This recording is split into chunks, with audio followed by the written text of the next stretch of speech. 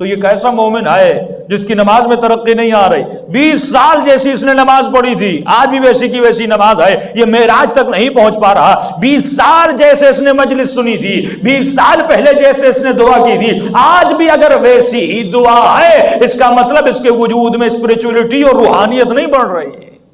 اگر روحانیت بڑھ نہیں رہی، اگر اس کی نماز میں ترقی نہیں ہے، بھائی آپ کے بینک اکاؤنٹ میں ترقی آ رہی ہے، زیرو بڑھ رہے ہیں، آپ کے گھر میں ترقی آ رہی ہے، آپ کی گاڑی میں ترقی آ رہی ہے، آپ کے لباس میں ترقی آ رہی ہے۔ وہ بچہ جو چھوٹا سا بچہ ہے، اگر پہلی کلاس میں پڑھ کر اب اس کو بھی اتنی سمجھ ہے کہ بابا مجھے دوسری کلاس میں ڈالو، اور دوسری کلاس پڑھ لی کہتا ہے بابا آپ تیسری کلاس میں ڈالو، تیسری کلاس پڑھ لی کہتا ہے بابا چوتھی میں ڈالو۔ اگر پہلی کلاس کے بچے کو پاس ہونے کے بعد آپ پہلی میں ڈالو گے، وہ بچہ بھی اعتراض کرے گا، لیکن یہ کیسا علی کا شیعہ ہے، یہ کیسا امام زمانہ کا ماننے والا ہے کہ 20 سال زندگی گزر گئی، 50 سال زندگی گزر گئی، سر کے بال سفید ہو گئے، نماز ویسی کی ویسی۔ تبھی میرے چھٹے امام فرماتے اگر کسی نے ایسی نماز پڑھی، صلوات پڑھے مولا کی شان میں، اگر کسی نے ایسی نماز پڑھی، 2 رکعت نماز، جس نماز میں اس کے وجود میں حضور ہو، تو مولا فرماتے ہیں وجب علیہ الجنہ، میں جعفر صادق گواہی دیتا ہوں اس پہ جنت واجب ہو جاتی ہے۔ 2 رکعت نماز میں کتنا ٹائم لگتا ہے؟ بہت زیادہ، 4 منٹ 5 منٹ۔ اور سوال ہے مولا اتنی نمازیں لوگوں نے پڑھی، 1000 رکعت لوگوں نے نمازیں پڑھی، 100 رکعت لوگوں نے نمازیں پڑھی، آپ نے یہ نہیں کہا کہ ان پر جنت واجب ہے، آپ نے کہا 2 رکعت ایسی نماز جس میں حضور ہو، یعنی شرط قبولیت نماز اور دخول جنت یہ ہے کہ انسان کے وجود میں کیا ہو؟ حضور ہو۔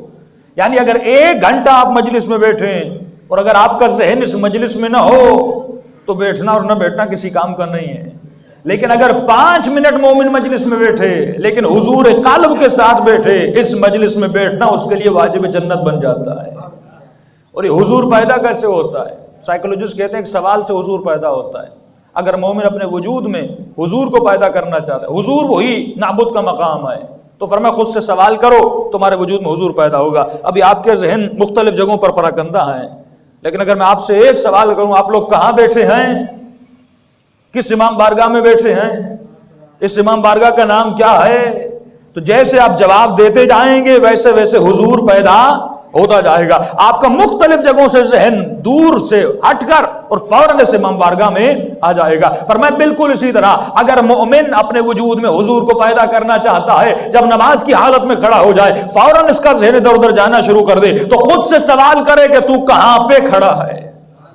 جواب آئے گا میں مصلی پر کھڑا ہوں۔ اگر کربلا چلا جائے، ذہن کہیں ادھر ادھر چلا جائے تو فوراً خود سے سوال کرے۔ اسی لیے فرمایا اگر حضور کو پیدا کرنا چاہتے ہو تو مولا علی مثالیں دیتے ہیں، فرمایا اگر حضور کو پیدا کرنا چاہتے ہو تو اپنے وجود میں کچھ نشانیوں کو رکھا کرو، لیکن اے مومن اگر تو چاہتا ہے تمہارے وجود میں حضور خدا پیدا ہو تو ہمیشہ دائم الذکر رہا کر، یعنی تمہاری زبان پر ذکر پروردگار عالم رہے۔ تو کہنے لگا مولا اگر میں بھول جاؤں ذکر خدا کرنے کے لیے، تو امام فرماتے ہیں حضور کو پیدا کرنے کے لیے کوئی نشان اپنے وجود میں رکھا کر، یعنی تسبیح کا ہاتھ میں ہونا تمہیں یاد دلائے گا کہ تمہیں ذکر خدا کرنا ہے۔ اپنے گھر میں اگر تم امام حسین کی زری لگا دو گے، جیسے زری پر نگاہ پڑے گی فوراً امام حسین کا تصور تمہارے ذہن میں آئے گا۔ جب نماز کو مسجد میں پڑھو گے، اس مسجد پر نگاہ پڑے گی فوراً تمہارا ذہن پروردگار عالم کی طرف جائے گا۔ جب گاڑی میں بیٹھتے ہو ایسی شے اپنی گاڑی میں لگا دو جیسے تمہاری نگاہ اس شے پر پڑے فوراً تمہارے ذہن میں آئے تم کسی پروردگار عالم کے حضور میں ہو۔ اسی لیے آغا طباطبائی سے پوچھا گیا، ان کے شاگرد فرماتے ہم نے کبھی بھی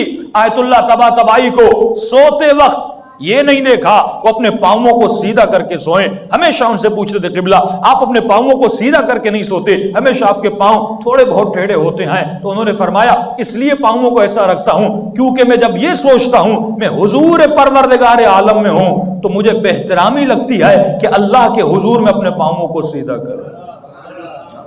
اتنا حضور پروردگار ان کے وجود میں آ گیا۔ تو اگر اس حضور کو پیدا کرنا ہے تو مولا فرماتے ہیں اس کے لیے ذکر خدا تمہارے زبان پر ہمیشہ ہونا چاہیے. جب تک ذکر پروردگار عالم تمہاری زبان پہ نہیں تو اس حضور میں نہیں آ سکتا. مختلف باتوں میں لگ جاتا ہے. ٹی وی آپ کے حضور کو دور کر دیتی ہے, مختلف باتیں آپ کے حضور کو دور کر دیتی ہیں, غیبتیں آپ کے حضور کو دور کر دیتی ہیں, غلط دوستیاں آپ کے حضور کو دور کر دیتی ہیں. حضور کا مطلب یہ ہے ہمیشہ حضور پروردگار عالم میں رہو. ہمیشہ ایک چھوٹی سی مثال دیتا ہوں. ایک استاد تھا, اس نے اپنے 3 یا 4 شاگرد تھے. ایک شاگرد سے وہ بہت زیادہ پیار کرتے تھے, تو تینوں شاگردوں میں حسد پیدا ہوا. انہوں نے کہا استاد جی آپ اس سے بہت پیار کرتے ہیں, حالانکہ پڑھائی میں ہم تینوں ایک جیسے ہیں, لیکن اس سے آپ اتنی محبت کیوں کرتے ہیں؟ انہوں نے اپنی بات کو ثابت کرنے کے لیے تینوں شاگردوں سے ایک امتحان لیا. مشہور مثالیں بچپن سے آپ سنتے ہوئے آتے ہیں.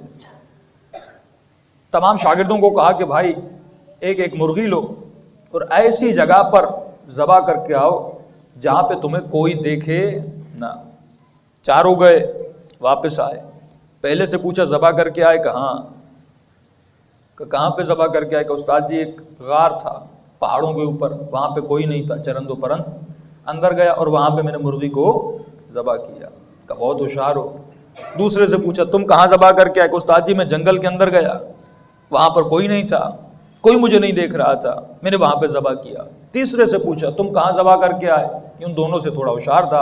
استاد جی جنگل میں جانے کی کیا ضرورت تھی, غار میں جانے کی کیا ضرورت تھی, میں گھر گیا, کمرے کے اندر کنڈی لگائی اور اپنے کمرے کے اندر ہی میں نے ذبح کیا, اتنی دور جانے کی ضرورت کیا تھی.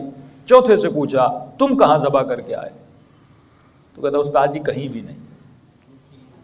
کہا کیوں؟ کہا کیونکہ آپ نے کہا تھا ایسی جگہ پہ ذبح کرنا جہاں تمہیں کوئی نہ دیکھے. میں جہاں جہاں گیا وہاں وہاں وہ مجھے دیکھ رہا تھا.